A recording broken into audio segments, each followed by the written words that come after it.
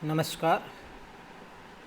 आज हम मैकेनिक्स में प्रॉपर्टीज़ ऑफ फ्लूइड्स में जो टॉपिक डिस्कस कर रहे हैं वह है pressure on A curved liquid surface. किसी वक्रीय द्रव पृष्ठ पर दाब कितना होता है। जैसे हम जानते हैं कि पानी की एक बूंद होती है, साबुन का एक बुलबुला होता है, तो ये कुछ समय तक रहते हैं और साबुन का बुलबुला टूट जाता है। तो ये साबुन का बुलबुला इस प्रकार क्यों बनता है, इसकी गोलाकार आकृति क्यों होती है। इसी प्रकार जो द्रव की बूंद है उसमें प्रेशर क्या होता है, किस तरह से वो मेंटेन रहता है, उसके बारे में विस्तृत वर्णन करते हैं। पृष्ठ तनाव के कारण द्रव के मुक्त पृष्ठ में स्थित अणुओं पर पृष्ठ के स्पर्श रेखा की दिशा में एक बल कार्य करता है, जिसके कारण यह अपना जो कर्व सरफेस बनाए रखता है। इसकी विशेष स्थितियाँ जैसे हम पढ़ के आए हैं, 3 विशेष स्थितियाँ हो सकती है। पहला, यदि मुक्त पृष्ठ समतल हो, फ्लैट हो, तो इसमें जो द्रव की बूंद पर उपस्थित किसी एक अणु पर जो बल लगता है, रिजल्टेंट फोर्स, वह दोनों तरफ होने के कारण F(r) = 0, जिस प्रकार चित्र में बताया गया है।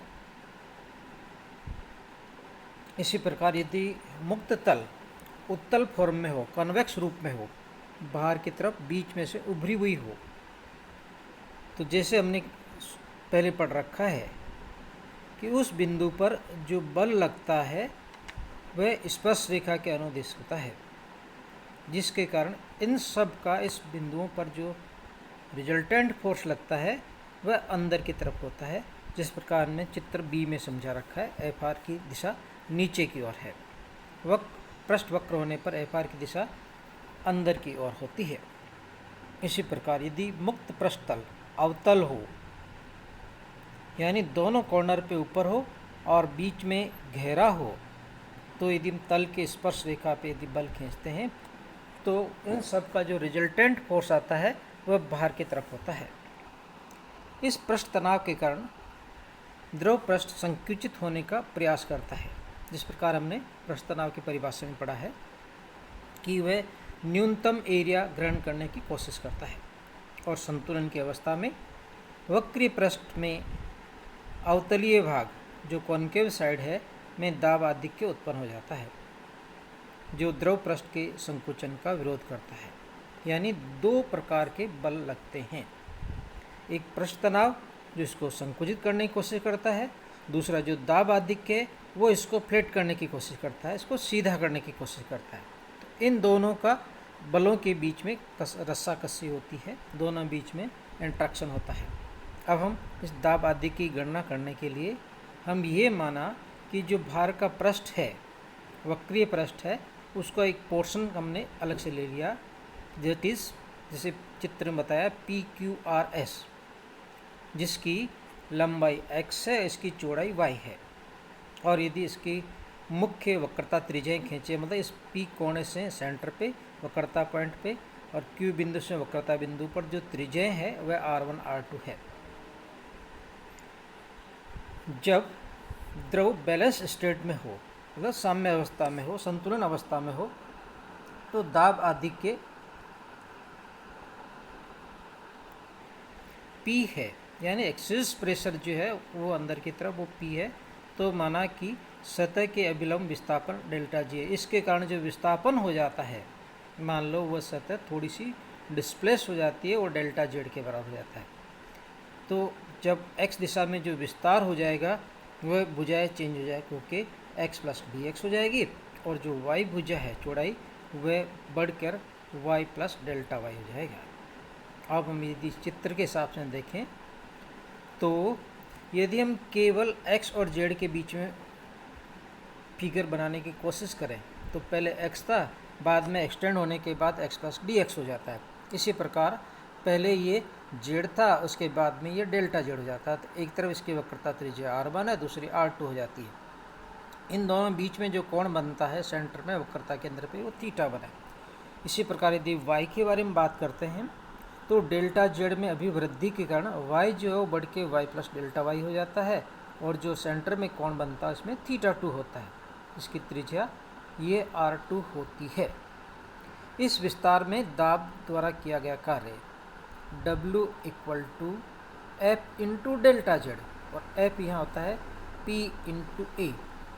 P is the pressure, A is area of cross section. प्रारंभ में इसका area of cross section XY था, इसलिए हम लिख सकते हैं W equal to P X Y delta Z, यहाँ पे एरिया इक्वल टू XY। अब इस पृष्ठ पर दाब में वृद्धि के कारण जो क्षेत्रफल में वृद्धि होता है डेल्टा ए, वो अंतिम क्षेत्रफल माइनस प्रारंभिक क्षेत्रफल, तो ये आ जाएगा x plus delta X multiplied by Y plus delta Y minus XY। So this is x delta Y plus Y delta Y. यह हमने डेल्टा एक्स डेल्टा वाई का जो प्रोडक्ट आता है, क्योंकि दोनों बहुत छोटे छोटे होते हैं, नगण्य होते हैं, तो इनका जो प्रोडक्ट होता है वो अत्यंत छोटा हो जाता है, उसको हम हटा सकते हैं, नगण्य कर सकते हैं, जीरो कर सकते हैं। ये था प्रेशर के कारण किया गया कार्य। अब हम सरफेस टेंशन के बारे में आते हैं। सरफेस टेंशन टी की परिभाषा से हम लिख सकते हैं जो किया गया कार्य है delta W T into delta A. जिस प्रकार हमने परिभाषा देखी T equal to delta W by delta A, यानी एकांक क्षेत्रफल में वृद्धि करने के लिए जो किया गया कार्य है वो पृष्ठ तनाव के बराबर होता है, delta equal to this one.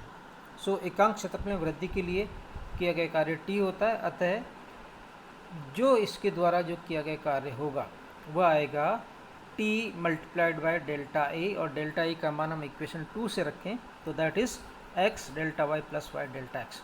सो संतुलन की अवस्था में प्रेशर के कारण किया गया कार्य और जो सरफेस टेंशन है उसके कारण जो किया गया कार्य दोनों बराबर होते हैं।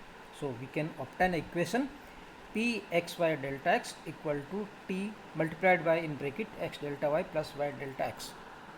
इसको हम यदि रीअरेंज करने की कोशिश करें by figure, we can write x equal to r1 θ1 और x plus delta equal to delta X equal to r1 plus delta Z whole multiplied by θ1। So delta X इससे हम कैलकुलेट करें तो ये मिलता है r1 θ1 plus θ1 delta Z minus r1 θ1। So we can obtain that the θ1 equal to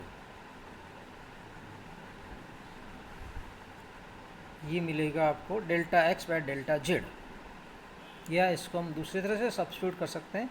θ1 को दूसरी form में लिखें तो वह आएगा x by r1। So delta X equal to आ जाएगा आपके पास में x by r1 multiply by delta Z. इसी प्रकार यदि हम डेल्टा y के बारे में बात करें तो वह मिलता है y divided by r2 multiply by delta Z, यानी हमने इन डेल्टा एक्स डेल्टा वाई जो लंबाई में वृद्धि और चौड़ाई में जो वृद्धि हुई उसको हमने डेल्टा जेड की फॉर्म में लिख दिया है।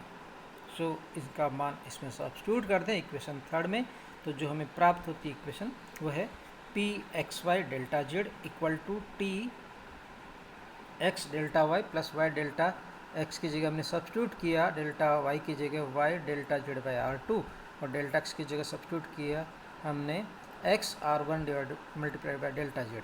तो ये इक्वेशन मिलती है हमें T X Y delta Z r2 plus X Y r1 delta Z. So we can take the common T X Y delta Z common आ जाता है दोनों में। सो ब्रैकेट में बचता है 1 by r1 plus 1 by r2। So rearrange करें तो जो प्रेशर होता है दाब अधिक के pressure excess pressure that is equal to T multiplied by in bracket 1 by r1 plus 1 by r2। यह है दाब आधिक्य है। अब इसके विशेष केस स्पेशल कंडीशंस कि यदि द्रव की जो बूंद है यदि वो गोलीय आकृति में हो, मीन्स इसमें वक्रता त्रिज्याएं दोनों बराबर हो, r1 equal to r2 equal to r, तो जो इक्वेशन बनती है p equal to T multiplied by 2 by r या 2t by r, that is equation 6।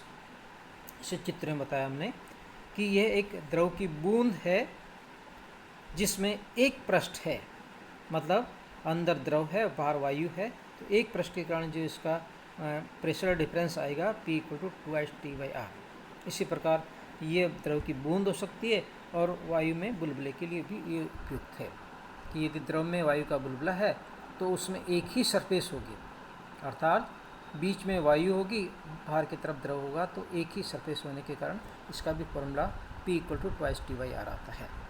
और यदि हम इसकी जगह साबुन का बुलबुला ले लें तो साबुन के बुलबुले में अंदर वायु और बाहर भी वायु होती है, इसलिए यहाँ पर दो गोलीय द्रव पृष्ठ हो जाते हैं, एक अंदर वाला एक बाहर वाला।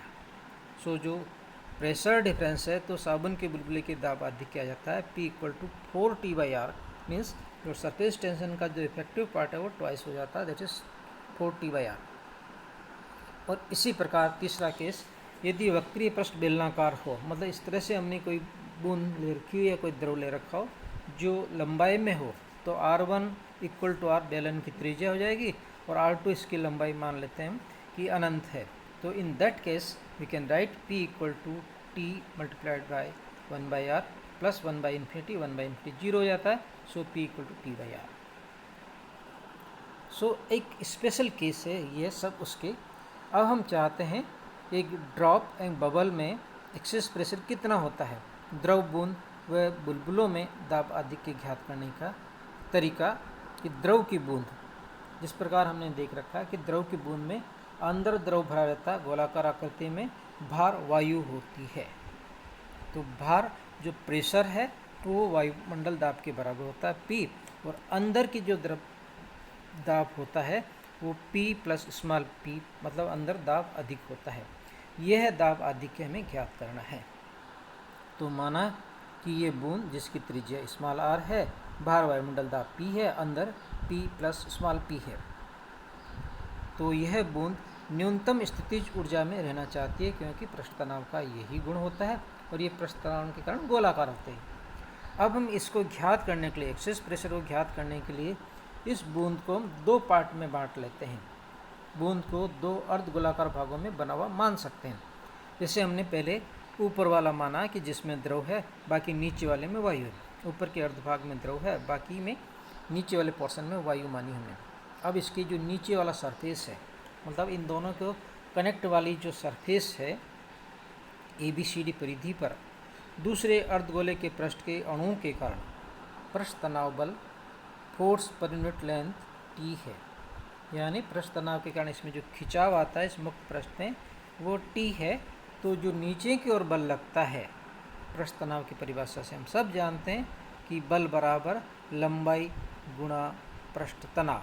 तो इसमें जो लंबाई आएगी वो इस ABCD परिधि की लंबाई के बराबर हो जाएगा। सो F1 = 2πr × T। क्योंकि द्रव बूंद के अंदर दाब आधिक्य p है, अतः नीचे की अर्धगोलीय भाग के कारण ABCD पर ऊपर की ओर लगने वाला बल पृष्ठ तनाव नीचे की तरफ खींचता है और दाब आधिक्य इसको ऊपर की तरफ करता है।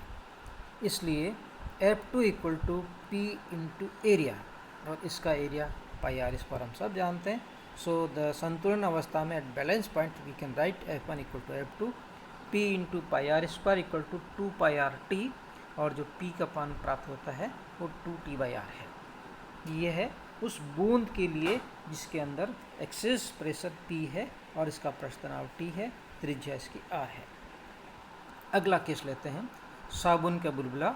साबुन के बुलबुले में दो पृष्ठ होते हैं, बीच में द्रव होता है, बाहर वायु, अंदर की वायु।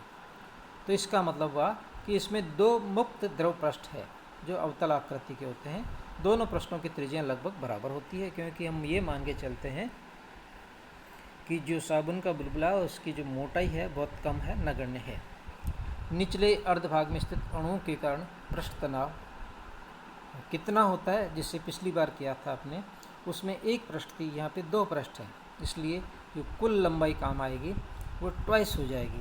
So twice × 2πr and that is 4πr, and that is F1 = T × 4πr = P/r², और P बराबर होता है 4T/R। सो यहाँ पे जो एक्सेस प्रेशर आ जाता है वो जो बूंद होती है उससे दुगना होता है।